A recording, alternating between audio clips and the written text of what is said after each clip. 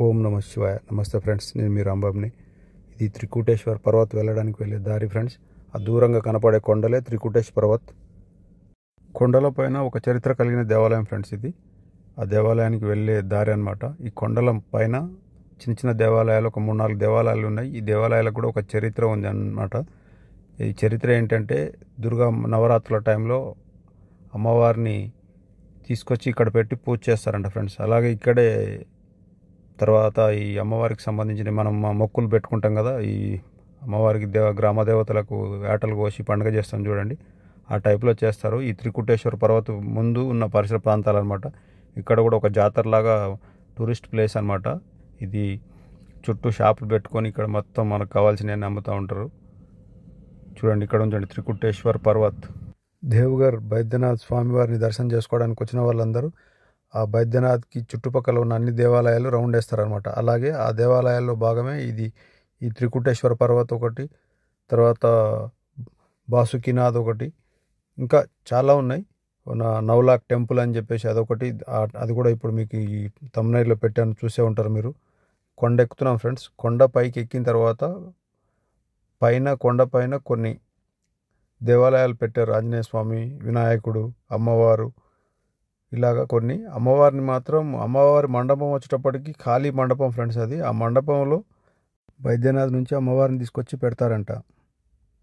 मंदिर बाबा त्रिकूटेश्वरनाथ, इसमें से यहाँ का मेन मंदिर हुआ बाबा त्रिकूटेश्वरनाथ, जिसके नाम से सब त्रिकूट पर्वत पे घूमने के लिए आते हैं। रावण द्वारा स्थापित हुआ शिवलिंग आपको देखने को मिलेगा। आइए अंदर में हम लोग शिवलिंग को दिखाएंगे, आपको दर्शन कराएंगे। కొండపైకి మెట్లెక్కి పైకి వెళ్తుంటే ఫ్రెండ్స్ ఆయాసం వస్తుంది. సేమ్ ఇక్కడ కూడా అలాగే ఉంది చూడండి గుడి. ये दुर्गा माँ का मंदिर हुआ, बासंती दुर्गा। चैत्र के रामनवमी के दिन यहाँ मूर्ति जय माता की किया जाता है। ये जो मंदिर देख रहे हैं अभी, ये मंडप हुआ दुर्गा माँ का। जो रामनवमी होते हैं ना, उसके 9 दिन पहले कलश बिठा के पूजा किया जाता है। 8-9 तक यहाँ पे पूजा चलता है, पाठ सुना जाता है। 9वें के दिन मूर्ति लाता है यहाँ पे। मूर्ति को लाके इस मंदिर पर 1000-2000 के 2000 पे आसपास में बलि चढ़ता है। 8 से 9 गाँव के आदमी आते हैं पूजा करने के लिए। और जिस दिन पूजा एंड होता है 10वें के दिन, बाबा धाम के बगल में जो कुंड देखिए शिवगंगा, वहाँ पे जाके मूर्ति को विसर्जन किया जाता है। वैदिक पूजा चलता है। झारखंड वो आदिवासी का क्षेत्र हुआ, ये पहले कई परंपरा पे चलाते आ रहा है। ప్లేస్ త్రికూటేశ్వరే. దసరా తెల్ల నవమి అప్పుడు దుర్గామాత తీసుకొస్తారంట మూర్తిని. మొత్తం జాతర అవుతుందంట. తీసుకొచ్చి కూర్చోబెట్టేసేసి त्रिकूट पर्वत का मेन मंदिर हुआ, जिसके नाम से सब इस पर्वत पे घूमने के लिए आते हैं। बाबा त्रिकूटेश्वरनाथ सामने जो शिवलिंग को देख रहे हैं, रावण द्वारा भी स्थापित हुआ शिवलिंग है। रावण का साधना स्थल हुआ। रावण जब चला सोचे शिवलिंग उठा के लंका ले जाकर रातों में चुंगा लगाते हुए देखो बाबा बैजनाथ धाम में रख दिए थे। उसको दोबारा ले जाने का अपने सामने जो आप लोग शिवलिंग को बना हुआ देख रहे हैं, शिवलिंग को बना के बैठ के यहाँ पे साधना किए थे। जब उनका साधना पूर्ण हुआ, यहाँ पे उनको 3 देव का दर्शन मिला था। ब्रह्मा विष्णु महेश्वर देव, तीनों देव के नाम रखे त्रिकूट पर्वत। पहाड़ का मनोकामना मंदिर है, सब मनोकामना यहाँ पे पूर्ण होता है। सामने आप 3 बार माथा टिका के प्रणाम करना है। उस सामने जो गबूंगा देख रहे हैं आप लोग, नंदी जी, उसमें से 1 महीना ऑटोमेटिक पानी गिरता है अप्रैल में। नंदी जी देख रहे हैं ना, उसमें से 1 महीना ऑटोमेटिक पानी गिरता है अप्रैल महीने में। ఫ్రెండ్స్, మనోడు ఏం చెప్తున్నాడంటే ఈ టెంపుల్లోనే త్రికూటేశ్వర మందిర్ అంట. ఇదేమో వాటర్ పైనుంచి మనకు కొండల్లోంచి వచ్చే వాటర్ ఇది. అమ్మవారి విగ్రహం తెచ్చి ఇక్కడ ఆదివాసుల సిస్టమ్ ప్రకారం పూజలు చేసి పండుగ చేస్తారంట ఫ్రెండ్స్, బలిచ్చి. అద్భుతంగా ఉంది. ఇంకా కొండపైకి చాలా ఉంది కానీ మేము వెళ్ళలేకపోయాం. ఇక్కడ ఓపెన్ ప్లేస్లో పార్వతీదేవిని పెట్టారు ఫ్రెండ్స్. गौरी माता का ये हुआ गणेश जी का मंदिर। इस मंदिर का निर्माण करवाया है द्वारका प्रसाद मोदी। हाँ, वो कलकत्ता के रहने वाले थे। इस पर्वत पे घूमने के लिए आए थे। शिव मंदिर पे उसको मनोकामना रखे हुए थे। जब उनका मनोकामना पूर्ण हुआ तो 2 मार्च 2006 में मंदिर का निर्माण करवाया है। अंदर जाइए, प्रणाम करते हुए परिक्रमा लगाते नीचे उतरना है। ఇక్కడ కోతులు ఎక్కువ ఉండడం వల్ల ఫ్రెండ్స్ ప్రతి ఒక్కరు కర్రలు పట్టుకుని వస్తున్నారు. ఇప్పటిదాకా మాకు ఆ కుర్రోడు వచ్చాడు కదా, ఆ కుర్రోడు మా గైడ్ అనమాట. ఆ గైడ్గా తీసుకున్నాము. ఒక ½ అవర్ కోసం 150 రూపీస్ ఇచ్చి ఆ కుర్రోడు చేతిలో కర్ర పట్టుకొని మాకు స్టార్టింగ్లోనే ఆటోలో ఎక్కేసి వచ్చాడనమాట. ఇక్కడ మొత్తం ఏంటంటే పురాతనమైన గుళ్ళు, ఆంజనేయ స్వామి గుడి, గౌరీమాతది, కనకదుర్గమ్మ తల్లిది, శివాలయము, త్రికూటేశ్వర ఆలయము, అన్ని ఆలయాలు కట్టారు. ప్లస్ ఇంకోటి ఏంటంటే బైద్యనాథ్ నుంచి అమ్మవారిని తీసుకొచ్చి ఆ స్పెషల్ అకేషన్ టైంలో ఇక్కడ అమ్మవారి విగ్రహం చూడండి, అకేషన్ టైంలోనే ఇక్కడ విగ్రహం పెట్టి వాళ్ళు పూజలు, నవరాత్రి వేడుకలు అలాంటివి చేస్తారంట. ఎందుకంటే మనకు బీహార్ అనేది కొంచెం ఆదివాసీలు ఉండే ప్రాంతం కాబట్టి బీహార్లోంచి ఏర్పడ్డదే ఈ జార్ఖండ్ అనమాట. చాలా అద్భుతమైన లొకేషన్ ఫ్రెండ్స్ ఇది. బైద్యనాథ్ నుంచి జస్ట్ ఒక 25 కిలోమీటర్స్ ఇది. బాసుకినాథ్ వెళ్ళే దారిలోనే ఉంటుందన్నమాట. బాసుకినాథ్ వచ్చేటప్పటికేమో 42 కిలోమీటర్స్. మేము ఇక ఇంకా 2-3 స్కిప్ చేసాం, ఎందుకంటే మాది మధ్యాహ్నం 1 గంటకి ట్రైన్ అవ్వడం వల్ల. లొకేషన్ మాత్రం అద్భుతంగా ఉంది ఫ్రెండ్స్. కొండలు, గుట్టలు, ప్రకృతి.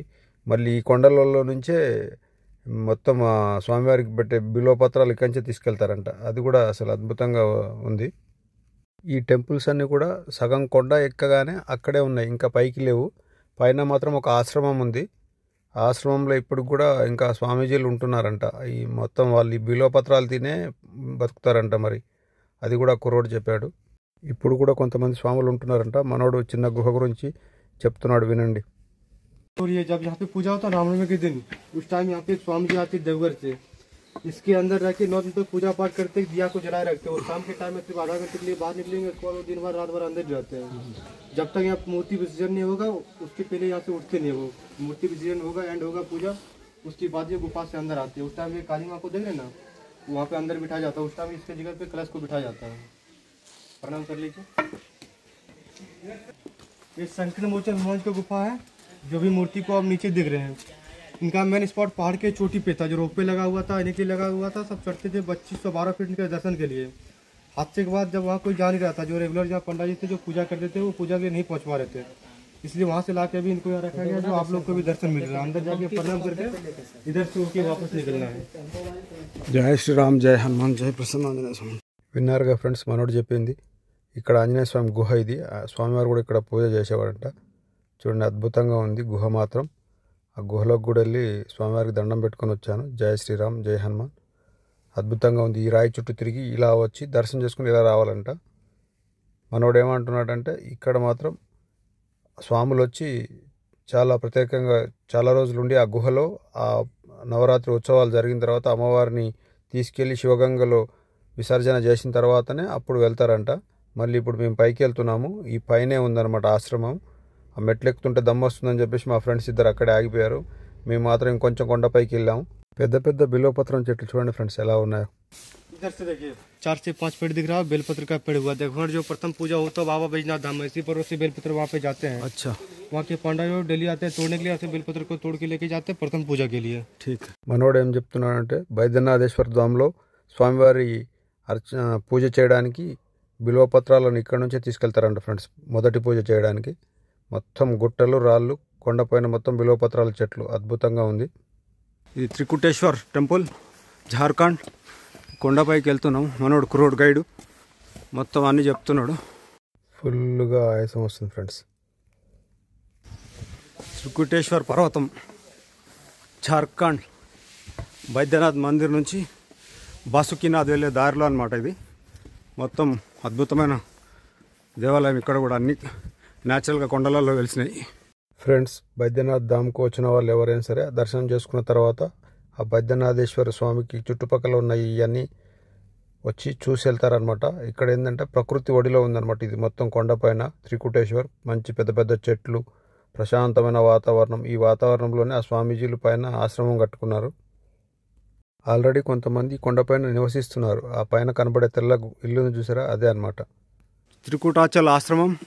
త్రికుట్ దియోఘర్, జార్ఖండ్. మెడిటేషన్ ప్లేస్ ఆఫ్ సంపద్ నంద స్వామి ఆశ్రమం అనమాట ఇది. ఇది వచ్చేటప్పటికి త్రికుటేశ్వర్ పర్వత్. ఇది ఈ పర్వత్ పైన స్వామివారు ఉన్నారు. बोलिए भैया इसके बारे में बोलो। ये जो देख रहे हैं आश्रम का मेडिटेशन प्लेस स्वामी संपदानंद महाराज जी का 1924 में वो त्रिकुट पर्वत पे आए थे। अंदर एक गुफा, जिस गुफा के अंदर वो 64 साल बैठ के साधना की थे, बेलपत्र खा के वो काली माँ का ध्यान करते थे। साक्षात उनको काली माँ का यहाँ पे दर्शन मिला था। 1987 में उनका ध्यान हुआ था, क्योंकि उनको समाधि मंदिर दिया गया है। जो ऊपर जाने के बाद वो दिखेगा आपको। जब स्वामी जी का साधना पूर्ण हुआ तब एक माता को लाया गया था, कोलकाता कालीघाट के रहने वाले हैं। उनका नाम हुआ माँ भक्ति प्रभा। 13 साल की उम्र में उनको आश्रम में लाया गया था। वो शादी विवाह नहीं की, पूरी जगह पे गुजर दी, बिना शादी की। वो 40 साल बैठ के यहाँ पे साधना किए थे। वो भी बेलपत्र खा के वो ध्यान किए थे यहाँ पे काली माँ का। 22 जून 2020 को उसका ध्यान हुआ था। कोरोना काल के समय में उनका भी समाधि यहीं पे दिया गया।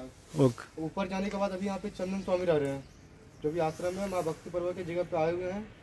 ऊपर जाने के बाद आपको तपस्या गुफा समाधि मंदिर देखने को मिलेगा। మనోడు ఏం చెప్తున్నాడంటే, సంపదనంద స్వామి వారు ఇక్కడ దగ్గర దగ్గర 60-65 సంవత్సరాలు తపస్సు చేశాడంట అమ్మవారి కోసం. ఇక్కడే బిలోపత్రాలు తిని బతికాడంట. తర్వాత కలకత్తా కాళీఘాట్ నుంచి ఒక అమ్మవారిని తీసుకొని వచ్చి ఆమెను పెళ్లి చేసుకొని ఇక్కడే ఉన్నాడంట. ఆమె కూడా 40 సంవత్సరాలు ఆమె బిలోపత్రాలు తినే చేసిన మెడిటేషన్ చేసిందంట. ఇందాక ఇప్పుడు ఒక పెద్ద ఆయన పైకి వెళ్తూ కనపడ్డాడుగా, ఆ స్వామివారు ఇప్పుడు ప్రజెంట్ అక్కడ ఉంటున్నాడంట. ఆయన సంపదనంద స్వామివారు ఫస్ట్ ఉన్నాడనమాట. ఫ్రెండ్స్, ఈ పర్వతానికి త్రికూటేశ్వర్ అని పేరు రావడానికి కారణం ఏంటంటే, బ్రహ్మ విష్ణు మహేశ్వరులు ముగ్గురు ఈ పర్వతం పైకి వచ్చిపోయారని చెప్పేసి ఆ భక్తుల నమ్మకం అంట ఫ్రెండ్స్. ఎందుకంటే మనోడు బుడ్డోడు ఇందాక స్టార్టింగ్లో చెప్పాడు, ఇదంతా మొత్తం ఒక జాతరలాగా చుట్టూ షెడ్లలాగా వేసి మొత్తం షాపులు పెట్టుకున్నారు. ఇంకా షాపులు ఓపెన్ కాలేదు. మార్నింగ్ టైం అనమాట, 8:30 అట్లా అవుతుంది. ఇక్కడ ఏంటంటే ఫుల్గా కోతులు. ఆ కోతుల వల్ల ప్రతి ఒక్క గైడ్ దగ్గర ఒక కర్ర కంపల్సరీ, భక్తులు కూడా ఒక కర్ర పట్టుకొని పోవాల్సిందే. ఎందుకంటే కర్ర ఉంటేనే కోతులు దగ్గర రావు, లేదంటే మీద ఎగబడి లాస్ట్కి ఫోన్లు కూడా గుంజుకొని పోతాయంట. ఫోన్లు గుంజుకొని పోయి తర్వాత బ్లాక్మెయిల్ చేసి ఫుడ్ ఇప్పేమని అడుగుతాయంట. అందుకోసమని జనాలు కంపల్సరీ కర్ర అనేది అక్కడ షాపుల దగ్గర పెడుతున్నారు అనమాట రెంట్కి. కొండలు మాత్రం చెట్లతోటి చాలా బ్యూటిఫుల్గా ఉన్నాయి ఫ్రెండ్స్, చాలా బ్యూటిఫుల్గా ఉన్నాయి. మళ్ళీ మేము వస్తుంటే కొంచెం హైవే నుంచి డైవర్ట్ చేశారు మట్టి రోడ్లోకి. అక్కడక్కడ కొంచెం రోడ్లు బాగలేవు, ఆటోలో ప్రయాణం చేస్తున్నాం మేము. ఇక్కడ నుంచి వెళ్ళి ఇప్పుడు ఇంకా 2-3 ప్లేసెస్ ఉన్నాయి ఫ్రెండ్స్. ఆ 2-3 ప్లేస్లు వెళ్ళడానికి టైం లేకపోవడం వల్ల వెళ్ళిపోతున్నాం అనమాట మేము. ఎందుకంటే చాలా ఉన్నాయి చుట్టుపక్కల, బైద్యనాథ్కి చుట్టుపక్కల దగ్గర దగ్గర ఒక 7-8 చూడాల్సిన ప్రాంతాలు ఉన్నాయి. దాంట్లో మెయిన్ ప్రాంతాల వరకు చూసుకొని మిగతాది స్కిప్ చేసుకొని వెళ్తున్నాం అనమాట. విలేజ్ చూడండి, ఇక్కడ పెంకుటిల్లు. ఒకప్పుడు మన తెలంగాణలో ఎక్కడ చూసినా ఈ పెంకుటిల్లులు కనపడేది. ఇక్కడ జార్ఖండ్, బీహార్ సైడ్ బాగా ఉన్నాయి పెంకుటిల్లులు మాత్రం. మేము ఇక్కడ నుంచి బయలుదేరి మళ్ళీ ఇది నవలాక్ టెంపుల్ అని చెప్పేసి దేవఘర్ సిటీలో ఉందన్నమాట. ఇది 1932లో కట్టారంట ఫ్రెండ్స్. ఆ రోజుల్లో 9 లక్షల్లో రెడీ చేశారంట ఫ్రెండ్స్. ఇది నవలాక్ మందిర్ అంటారంట. ఆ నవలాక్ మందిర్లోకి వెళ్తున్నాము. నవలాక్ శ్రీ శ్రీ జుగల్ మందిర్ ఎంట్రన్స్, నవలాక్ మందిర్. గుడి దగ్గర ఇనుప కడాయిలు, కత్తులు, కత్తి పీటలు అన్నీ అట్ల కడలన్నీ అమ్ముతున్నారు. ఏ టెంపుల్ ముందుకు వెళ్ళినా కూడా వ్యాపారాలు అయితే చేస్తున్నారు ఫ్రెండ్స్. ఇది ఇక్కడనే వెరైటీగా మొత్తం కడాయిలు, గిన్నె, ఇనుప సామాన్లన్నీ అమ్ముతున్నారు. ఇదే ఫ్రెండ్స్ నవలాక్ మందిర్. ఇది 9 లక్షల్లో కట్టారంటే అసలు నమ్మడానికి అసలు అర్థం కావట్లేదు. 1932లో కట్టారంట. ఆ టెంపుల్ చూస్తున్నాము, నిన్న మొన్న కట్టిందనిలాగా ఉంది ఫ్రెండ్స్. ఇది లోపల శ్రీకృష్ణుడు, సీతారామచంద్రస్వామి టెంపుల్స్ ఉన్నాయి ఫ్రెండ్స్ లోపల. కానీ చాలా విశాలమైన ప్రాంగణంతో బాగా కట్టారు. అద్భుతంగా ఉంది టెంపుల్ మాత్రం. మొత్తం రాజస్థాన్ మార్బుల్స్, గ్రానైట్తో కట్టారనమాట. చూడ్డానికైతే ఎంత అద్భుతంగా ఉందంటే అంత అద్భుతంగా ఉంది చూడండి. 9 లక్షల్లో కట్టారంటే అసలు అర్థమే కావట్లేదు ఫ్రెండ్స్. ఇది 9 లక్షల్లో కట్టారని చెప్పేసి ఈ టెంపుల్కి నవలాక్ టెంపుల్ అని పెట్టారు. వీడియో నచ్చితే మాత్రం ఒక లైక్ చేసి సబ్స్క్రైబ్ చేసుకోండి ఫ్రెండ్స్. టెంపుల్ మాత్రం చాలా అద్భుతంగా ఉంది.